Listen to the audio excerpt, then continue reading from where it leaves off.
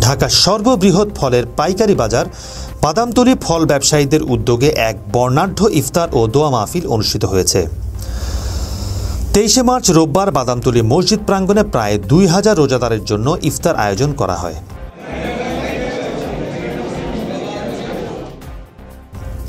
অনুষ্ঠানের শুরুতে দেশ ও জাতির শান্তি, সমৃদ্ধি এবং মঙ্গল কামনা করে মোনাজাত পরিচালনা করেন নবাববাড়ি ঘাট মসজিদের খতিব মুফতি সাইম সাহেব। দোয়া মাহফিলে সমাজের বিভিন্ন শ্রেণী পেশার মানুষ অংশগ্রহণ করেন।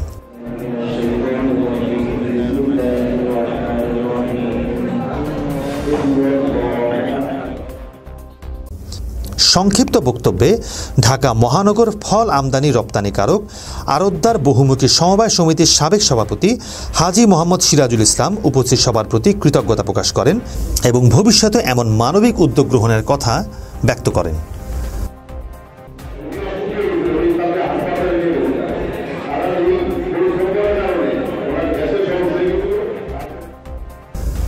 উক্ত ইফতার ও দোয়া মাহফিলে আরও উপস্থিত ছিলেন হাজী মোহাম্মদ বাইরাত মিয়া, শামসুল হক হাওলাদার, ফারুক সিদ্দিকী, হাজী শাহজাহান, রহমান মুন্সি, রাসেল হাওলাদার, রিগান শিকদার, শহীদুল ইসলাম জনি, মমিন, টিটু মোশতাক, রাহাত মিঠু, সোহাগ, জসিমউদ্দিন দীপু, কুদ্দুস এবং বাসু সহ আরও অনেকে। এই মহতী আয়োজন সামাজিক সম্প্রীতি এবং ভ্রাতৃত্ববোধের এক অনন্য দৃষ্টান্ত স্থাপন করেছে। দেখছিলেন ঢাকা থেকে মোহাম্মদ আতিকুর রহমানের রিপোর্ট।